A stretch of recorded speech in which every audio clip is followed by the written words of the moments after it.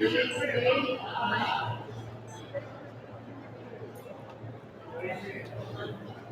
you are live. Okay. Hello, everyone. We are live coming to you from HR Tech 2025 in Las Vegas. This is Dwayne Lake. I'm here with my best partner. I almost left out the last thing. Wow. We've been married for almost 9 years. How Feels do you like miss that? feels like so much longer, but at the same time, it's still very fresh. It's a nice way to not die in your sleep. Hashtag DC Love Story. That's That's it. right. That's it. Hashtag DC Love Story. It's being able to say things like that and use CPAP. That keeps me alive from day to day. Most of them see that. So welcome to everybody. This is Unfuck It. Our whole idea here is we bring on one smart person to solve one bad problem in any given workplace. So today we have one of my very favorite people. Jenny, say hello to everyone. Hello, everyone. My name is Jenny Cody-King. Most people call me JCK. I'm so excited to be here about the conversation. And for those of you who are only listening and not watching, you have to know her hair is perfect. So perfect. And my hair is not, so it's nice to know. Vegas doesn't love curly hair. It really does. If I had to describe my hair, I'd say fine. Your hair's always fine, actually. Yeah, I mean, it's fine. More in some places than others. Yeah, anyway. So, welcome to the show. Thank you. How's the conference been? The conference has been great. It's always great to see people, meet new people, be introduced to technology. And, Vegas is always great. Vegas is usually fun depending on how long you're here. If you're less than 4 days, it can be a really good time. We should give a nice little shout out to HR Executive. Like, we are here in the HR Executive studio. It's pretty cool. It's very cool. I especially love the fact that we don't have to actually talk to people outside, but they can hear everything we say, which feels like the perfect relationship. So we're going to talk, for those of you who have never seen or listened to the show, Which is everyone. which is everyone actually at this point. This is our debut live.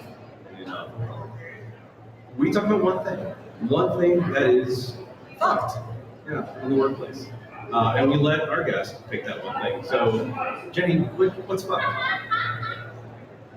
So I was going to talk about AI, but I actually think I want to talk about unlearning. Is that okay? Yeah. It's your show. You do whatever you want. Okay, so I think the thing that seems to be fucked in the world of work is that people have a really strong design bias for how they solve problems.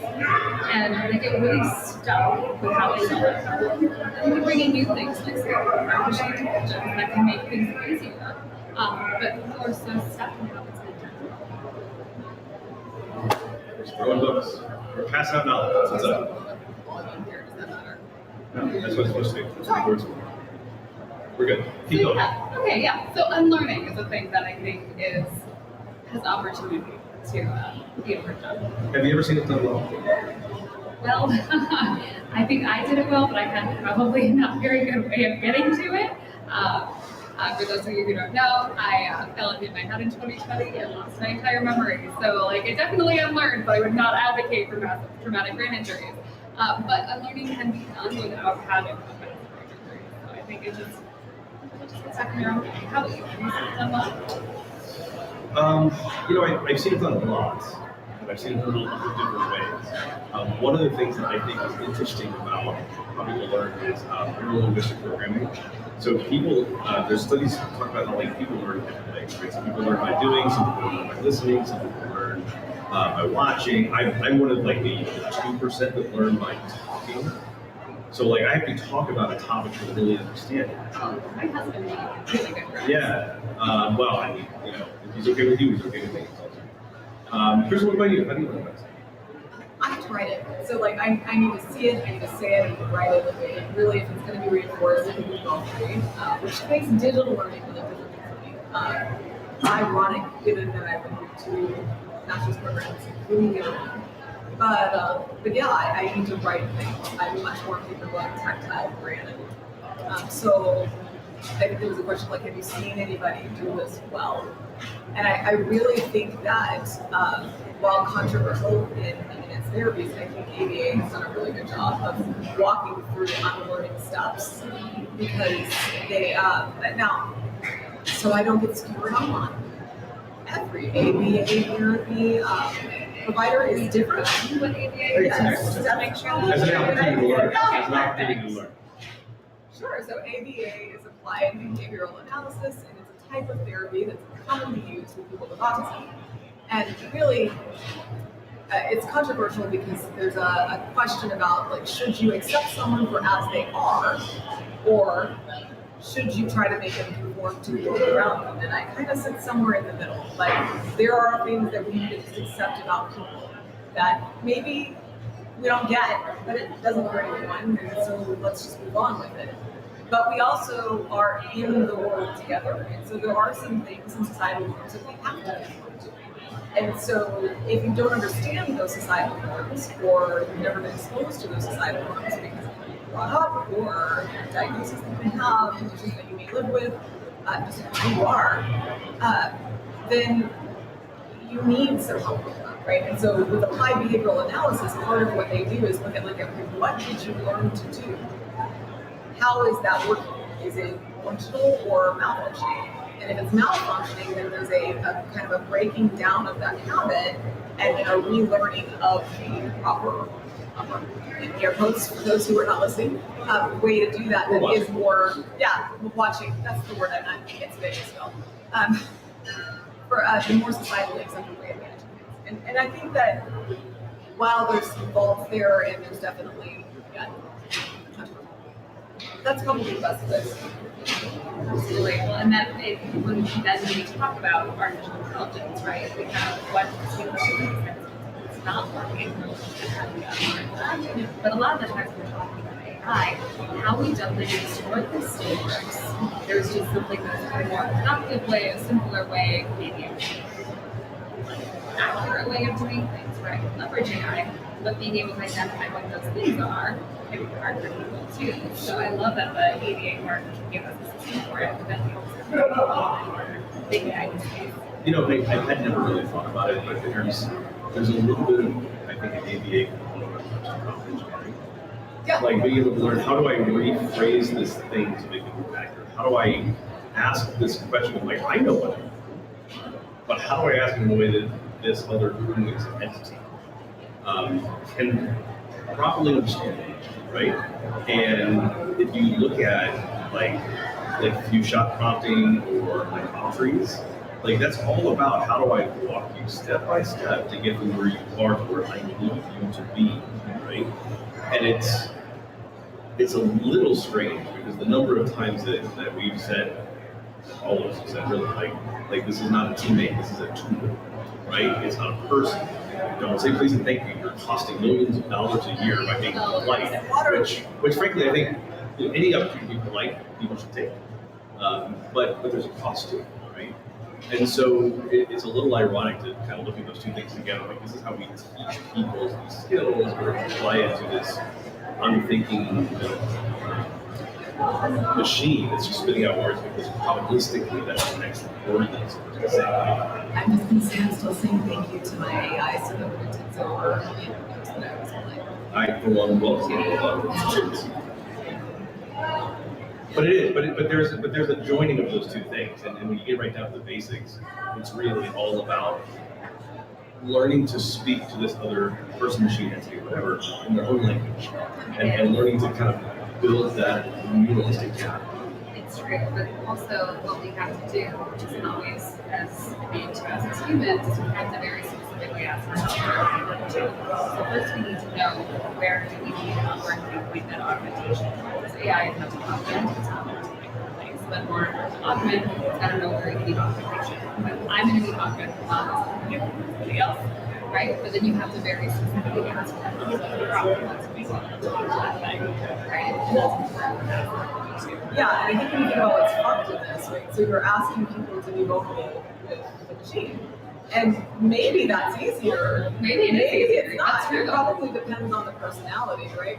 But there is an inherent fuckness in all of this because like we're expecting people to be willing to be vulnerable with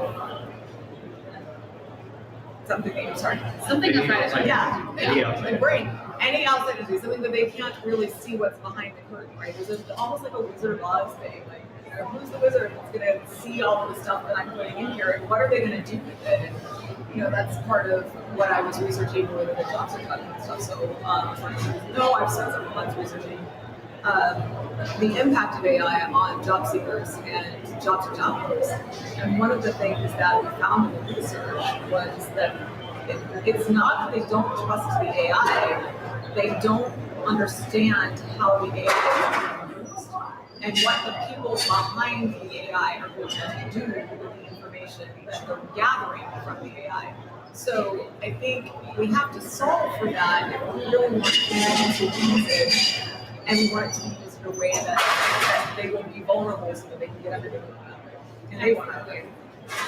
To go back to that, we're asking people to be vulnerable, and then we're asking them to have very and that's something that isn't always the most easy thing to do. Is All right, so there's a little bit of a little bit of a piece here.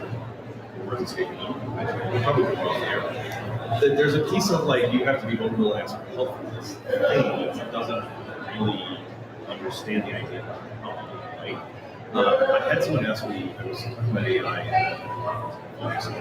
and someone said, is it true that if you tell, say, ChatGPT, that this is what I'm looking for, and it's really important, that it will give you better results? And I said, well, no, but what a lot of times happens is it's really important because, and after the because, you're giving more context. So it's not because you said it was important, it's because you provided additional context to your question, right? And that's all about being able to vocalize what's the point. It definitely can be. So I'm in a course right now for the job generating course. One of the really, really minds some crazy projects in the hand. And he was talking about how when you get an ultimatum, where it's like, I'm going to die or lose my job or lose my house or something through it, there's actually studies that show that they give you permission for things that are in danger. So like it's a weird thing. Yeah, but I would argue that that's exactly something I said. That's You're true. providing Additional context, context, right? you're grounding. It's more than just, and it's really important. Yeah, good point. So now that said, I'm going to give the counterpoint. It sort of depends on what system you're using. Some of them have that programmed in. So for example, if I'm using Julius and I say this is really important and I don't provide the why, it's still going to go to its most advanced reasoning model because that's what it's trained to do when those words are used. So that's fair. When model switching became like that does happen, you're right. And for anyone who's not aware, like when we talk about model switching, the one that comes up excitement is always GPT-5, right? And people talk about how bad GPT-5 was rolled out. In case you don't know, what had happened was they brought out, hey, we realized through study that people don't change models in questions. They just use whatever they're generally speaking, and it's rarely the right one. So we're going to pick them up for you based on the question you're asking. So when 5 went out, they took all those models off of the drop down. Like, we'll pick for you.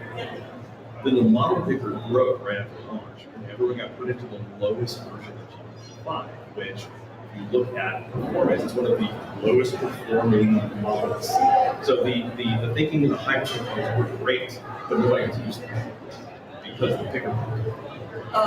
I was right in the middle of doing some data analysis, and I worked really hard to get my model to do this. I don't implicitly trust it. I still go back and double check the stuff, right? But like, or I have to double check what I do either way, right? But it works really well. And so I was going in. I was like, all right, I need to run this analysis, and can you go back and do this regression? And I've done this page, and I'd like you to look at it. And man, that was the day it decided to break, and I almost lost my mind. Okay, what is happening here? And I don't know how many things I put in my computer, but I might do them. Oh, good to know. You know, it was an interesting thing that was shared today. Like we said, we're right now. Stacey Harris, who's was presenting on the trends that are emerging. And she, one of the stats that was that 81% of people were bringing their own AI to work. So this is specific to the HR space. And why does that matter? Free model, what's the difference? Why does that matter? Why does it matter? Because with a free model, you're giving your information back to the model and training it. There's no moat around it to protect your information. And in the world of HR, we do. Relatively important. They need moats. That's a good one. So here's kind of a free tip, pro tip for everybody. If you're not paying for it, you're the product. Like, just so you know, you're either training their product so they can sell it and do their job selling it or whatever, or you are straight up the product and they're selling to someone else. If it's free, you're the product. We don't give people our info for free.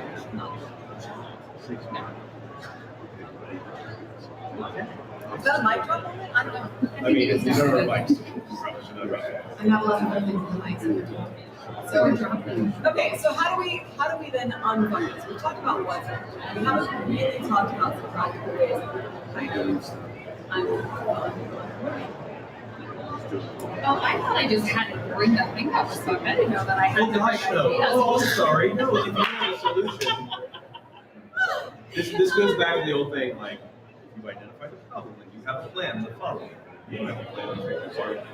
You have a plan. So we expect that you have a plan. I have a plan. You're the person who has no contacts from the last 5 years past is going to have a plan. I think the first thing is we need to gain awareness of when we are stuck in the way how we do. You know, like in the talent acquisition space, that might be like, I only post to Indeed, or I only post to LinkedIn, or I can't do these different outside the box things, right? Like you have a design bias for how things go to work. And so I think first it's just that gaining awareness of when we're getting stuck.